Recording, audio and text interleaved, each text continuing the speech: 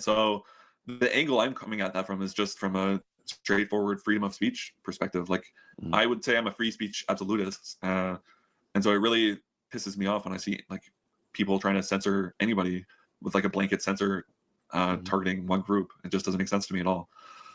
And so like I write about the 38 states passing BDS laws, and then I zoom in on one state, which is Texas. And like, I think Texas is the worst example because like Greg Abbott is a slave to Zionism. He like kissed the wall in his wheelchair, and he like always talks about loving like how Texas values are Israel values, which why is that? No one knows. He just asserts it. Cursed if you curse them and blessed if you bless them. You know, in those congressional hearings that they were having for the university heads, did you see the one with the one congressman? He's like, do you want to be cursed by God? Do you want your university to be cursed? Have you read the Bible, ma'am? Are you familiar with Genesis 12? It says you're going to be cursed if you curse the Jews. Do you see that one? No, I didn't. But I like your accent. I'm not going to do a Texas accent because like well, like whenever Nick Fuentes talks about like Israel and Texas, he does like a Texas accent and like pretends to be like a like a Texan. Give us a Canadian accent, maybe. Just your normal. I don't know. Not my normal voice. It only comes out when I say like a boot. Yep.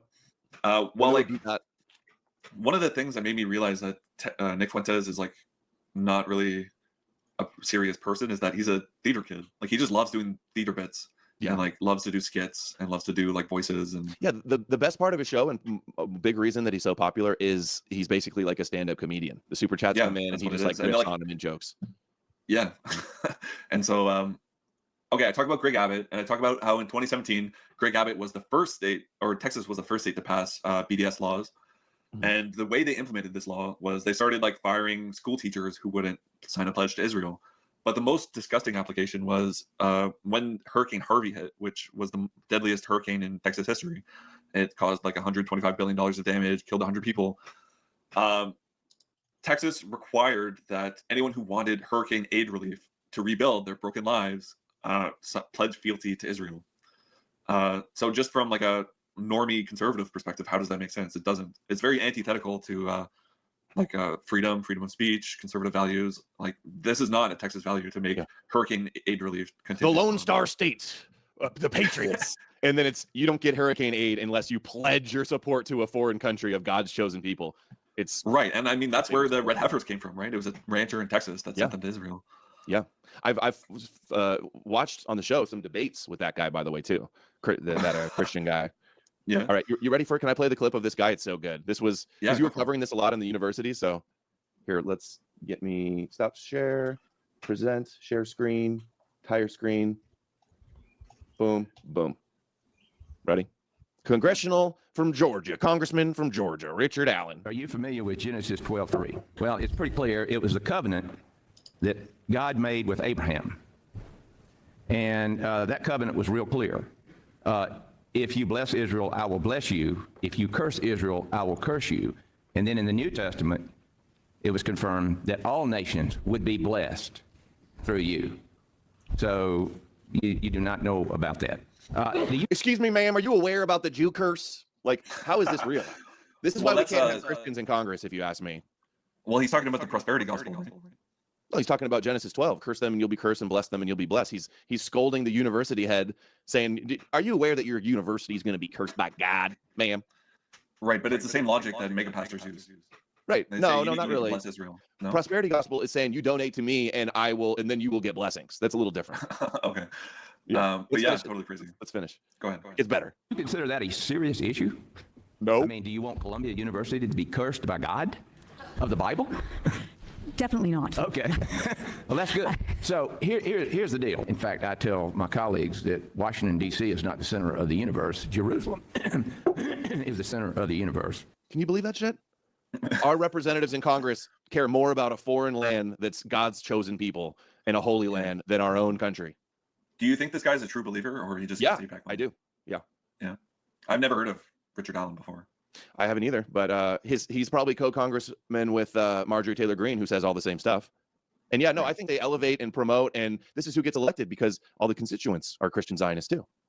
Right. So yeah, everybody likes to blame, it's AIPAC, it's blackmail, it's Epstein, it's but then they won't talk about Christians, sincere believing Christians that get voted in by sincere believing Christians. Right. Well, I want to go to like Protestant churches in America, and I want to like hang out with him and just like sit in the back and like hear what they have to say. But I'm not sure if that's like rude for me to show up and like invade. It would be. I want to go in there and stand up at church and say, Jesus is fake. You've all been lied to, and get dragged out. Yeah. The Zionism problem really is a Christian problem. The CQ. Well, okay, a little bit more. Yeah, go ahead. We got freedom of speech in this country and freedom of religion. Yet we also have Moses looking down on the entire body of Congress who gave us the law, which most of our laws were made and are supposed to be enforced, came from the original law. Maybe you should have a course, and you don't have to believe it, but the Bible is an incredible book. There's a lot of history there, and you don't have to believe it, but you need to know what's in there. Maybe you should have a course suggested for those who are having problems with all of this on the Bible and what's in the Bible and kind of what will happen if, under the wrath of God. I mean, he's got solutions, right, Chris? Yeah, well, I saw that they're putting up the 10 Commandments in public schools in Texas now, and they had very funny clips too. Like they have. I wish I could have seen some of those. But yeah, they're also trying to get the moment of silence in schools. DeSantis and in Florida and the governor of Arizona both did it. I think Texas is doing it too, and I think this is related to Trump's breaking up of the Department of Education.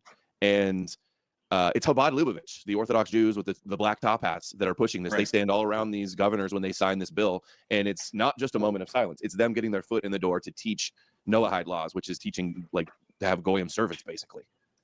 Right. Well, when I started like studying the Third Temple for the first time, like that's when I came upon Noahide laws for the first time, and like I like figured out that there's like a rainbow Noahide flag, which I'm sure you know.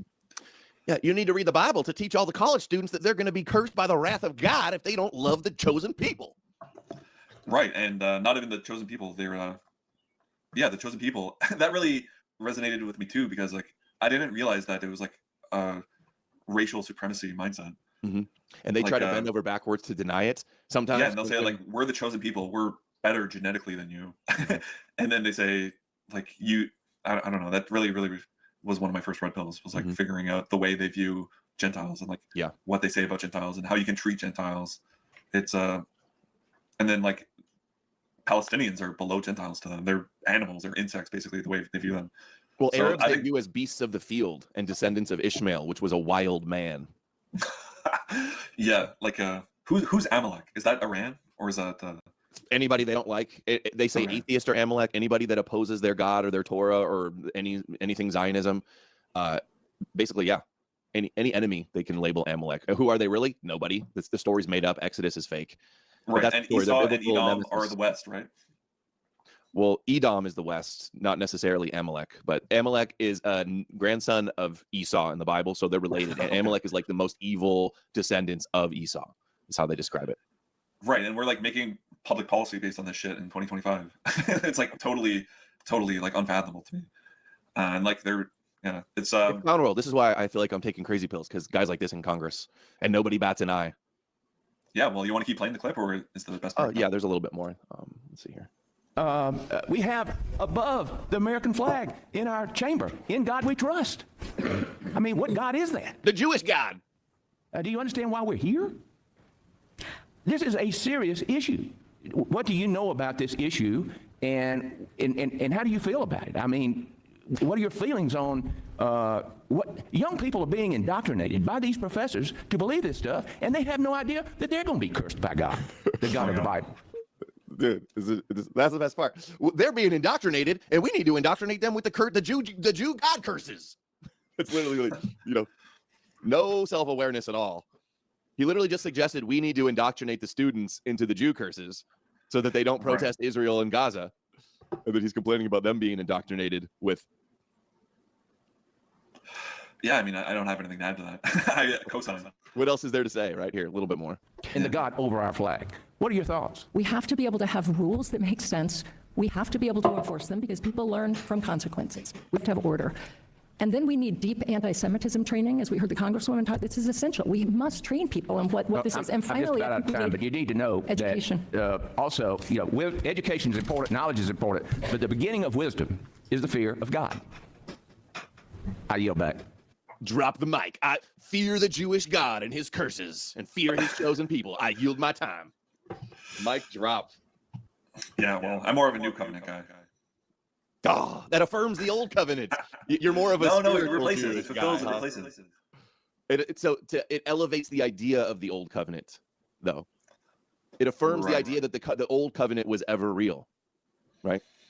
Right, but the idea is that they used to like slaughter lambs, but now there was a new lamb that was slaughtered. I know what you think, Chris. Come on, you need to watch every day until you're deprogrammed from your new covenant theology. Okay. All Well, right, back to your article. So we covered the Texas stuff, BDS, the IHR. What are your thoughts on like the definitions or the terms of the? Yeah, chat says we still love you though, Chris. What are your thoughts on the definitions of the IHRA? Well, I have those in the article if you scroll down a little bit. Okay. And like I basically just clown on them. Deliberately broad. Deliberately criminalizes broad. any criticism. Can't criticize Israel for any reason. That pretty much sums it up. That's what I've been saying. Oh, you got echo. Sorry. Here we go. That's better. Yeah, there we go. Yeah, I mean, the examples they give are like just crazy. It's like you can't say Jews killed Jesus. You have to say, which means you have to say Pontius Pilate killed Jesus, or like Barabbas killed Jesus. This is a pet peeve of mine. Sorry, Chris, but I have to. Okay, this is my pet peeve. Well, if the only thing I'm assuming Jesus existed, right? No, the thing that conservatives always bring up is it still echoing, guys? Someone help this man. All they ever bring up as objections to this anti-Semitism definition is, well, we can't blame them for killing God. Like they don't even bring up any of the other terms, and it's just that one. Like, is it not anti-Semitic? Is it not anti-Jewish to blame all Jews today for being cursed, a deicidal cursed for killing God? Right. Well, I'm not so much concerned as like the ability to say who killed Jesus. What I'm really concerned about is like they're trying to restrict speech in the first place. Mm-hmm. And so that's the reason I use that as the example. It's because it's the most like specifically absurd one to me. But like another one is saying you can't compare Israeli policy to Nazi policy. Yeah. But then there's like former prime ministers of Israel coming out and comparing it to Nazi policy every day. Yeah. Like all 11 of them are totally absurd. Yeah, and they're allowed to call everybody else that they don't like a Nazi, but then we're not allowed to call them Nazi. You're not allowed to say, I think the language is that Israel is a racist endeavor. So you can't call them racist. The chosen people aren't racist. The chosen race, right? And the mechanism, the way this works in Texas state law is that you're still allowed to say these things. You can say like Israel's a racist endeavor. You're not going to get arrested for that. Mm-hmm. But if you are committing a crime while you say Israel's racist, then that crime becomes a hate crime.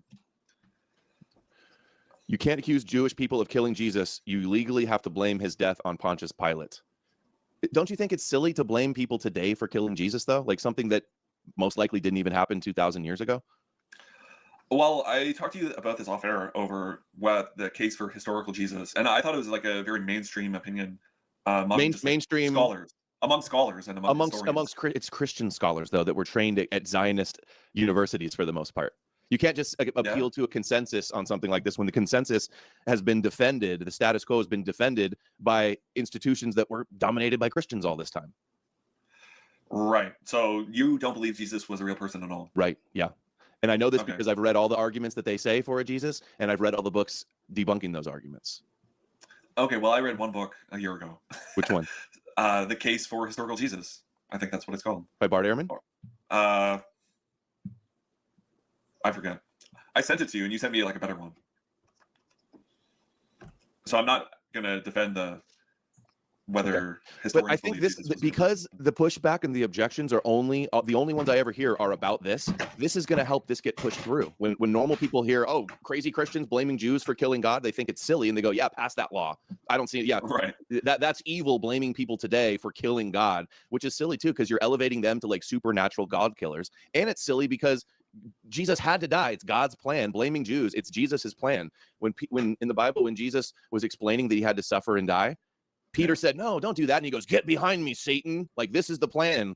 It says it's God's preordained plan for this to happen.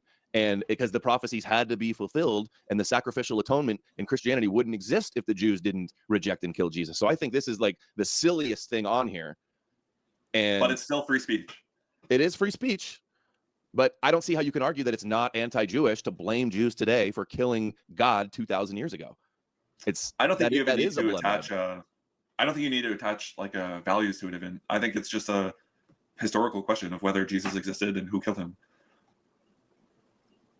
Okay, well, you realize that the consensus among scholars today is that Jesus was a Jew that was killed by the Romans for being a revolutionary and an insurrectionist. That's actually the consensus.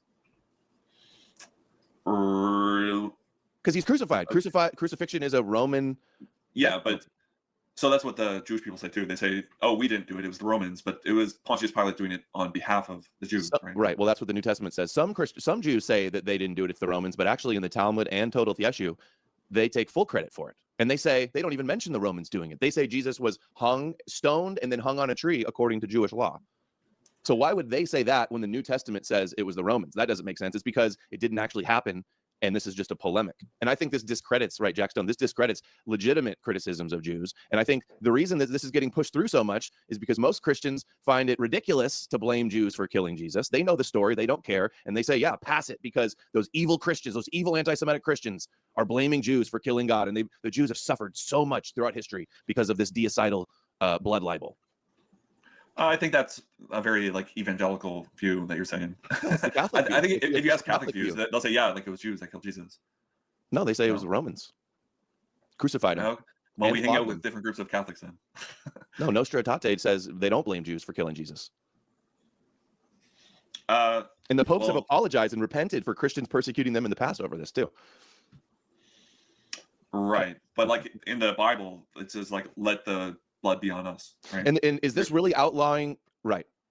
And what do Christians say? We're washed in the blood of the Lamb. So it's the same thing, blood being on your hands. So you really believe in a curse is a curse is handed down throughout all the generations, and all Jews are responsible for what a couple Pharisees did in Pilate's court? You think that's the right that's the hill you want to die on to oppose Christian anti-Semitism laws? No, I'm talking about just a factual who killed Jesus, and I believe Pontius Pilate was a real person, right? Me too. You believe that too. Yeah. And so I am still under the impression, or I was under the impression, that Jesus historically existed and somebody killed him.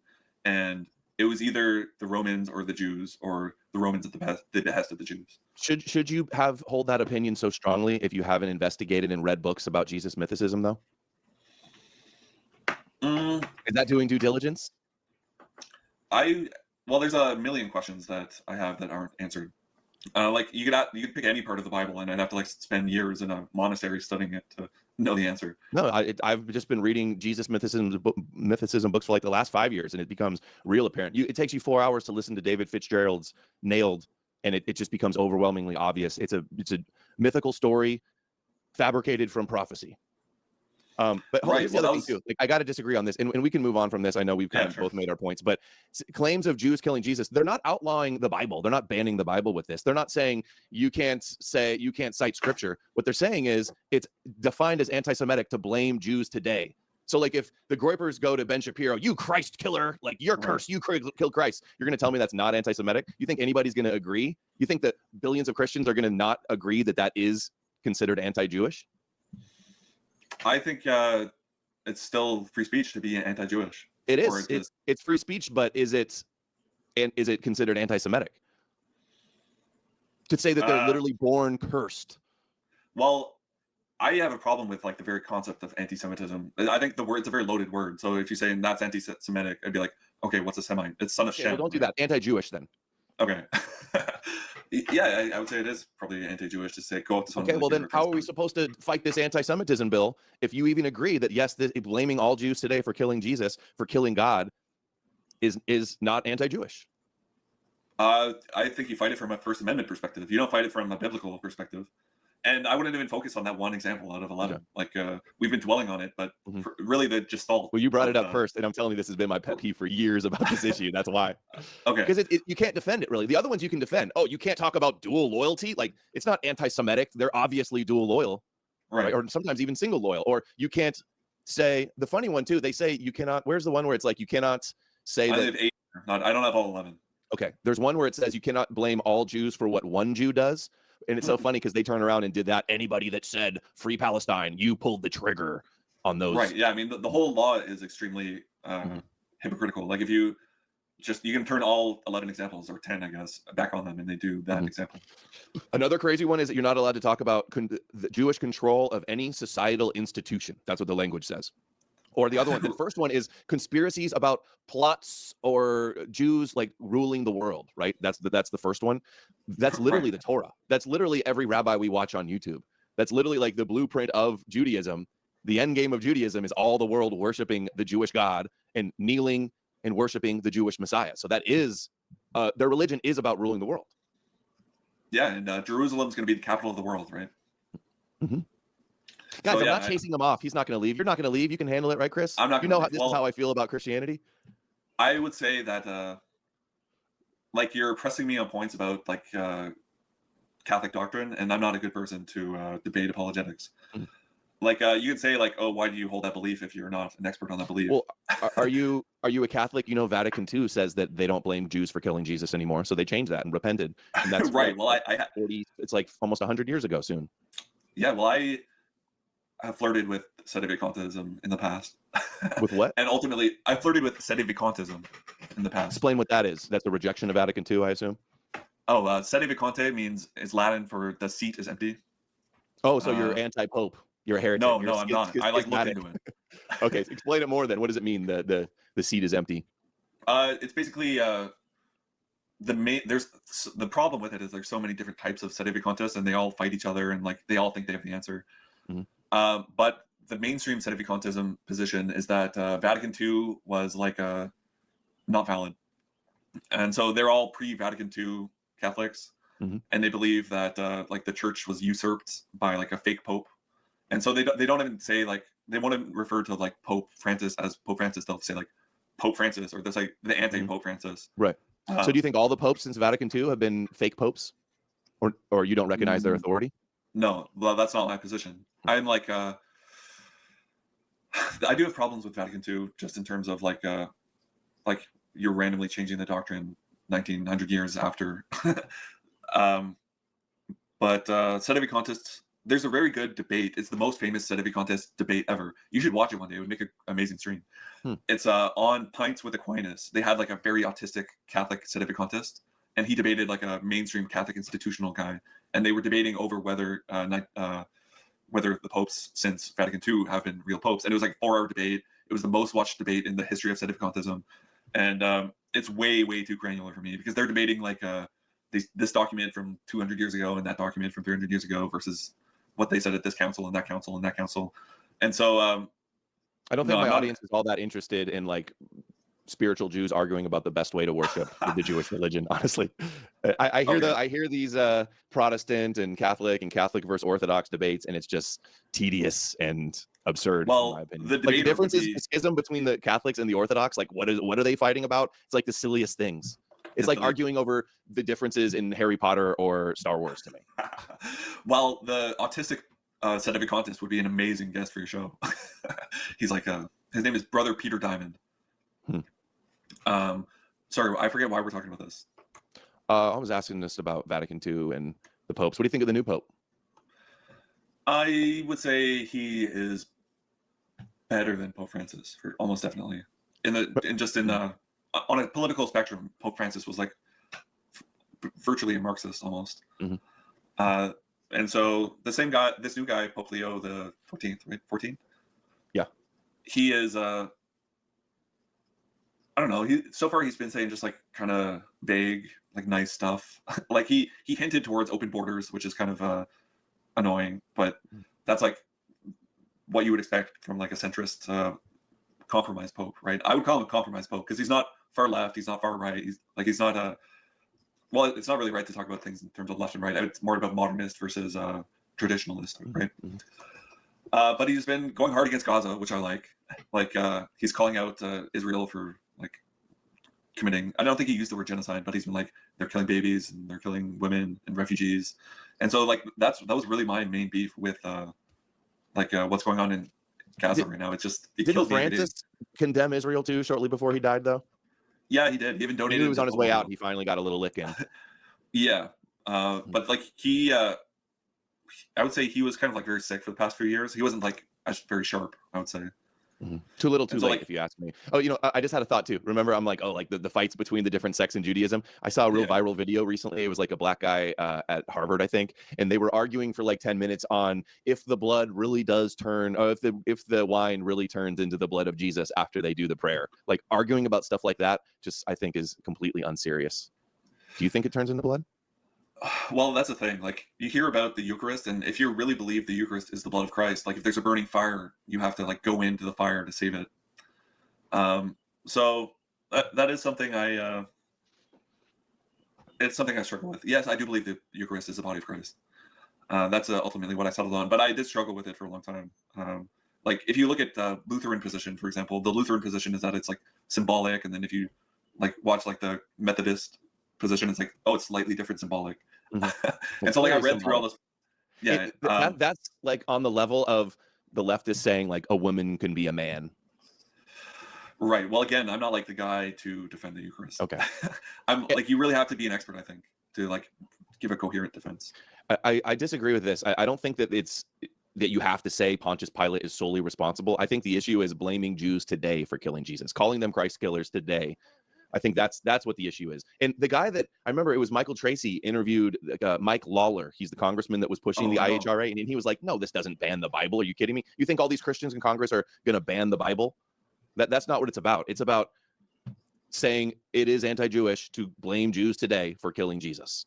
Just like it would be wrong to blame Gentiles today for destroying the temple, which they do, by the way. So we have no ground to stand on to say that's, holding the grudge for 2,000 years. You got vengeance. You want vengeance on us for that. How are we supposed to criticize them, the rabbis that say that, when you're turning around and blaming them for killing Jesus 2,000 years ago? It's like the same thing. Okay, well, that's I guess like if I was writing a whole article just about that one specific example of IHRA, I could do a deep dive into that and like talk about your perspective, because you clearly have a more nuanced view on it. To me, it's just like I kind of just saw it and I wrote a line of what I thought about it, which is that like it's an impingement on free speech. I think what people do, and I understand that they want to say like, hey, Christians, we can't pass this law. They're trying to ban the Bible. So like you will get some Christians to get upset about that and oppose it, but the vast majority of all Christians are completely fine with it. They know the story, yet they're fine. They still don't blame Jews today. And what did Jesus say on the cross? Father, forgive them, for they know not what they do. Right.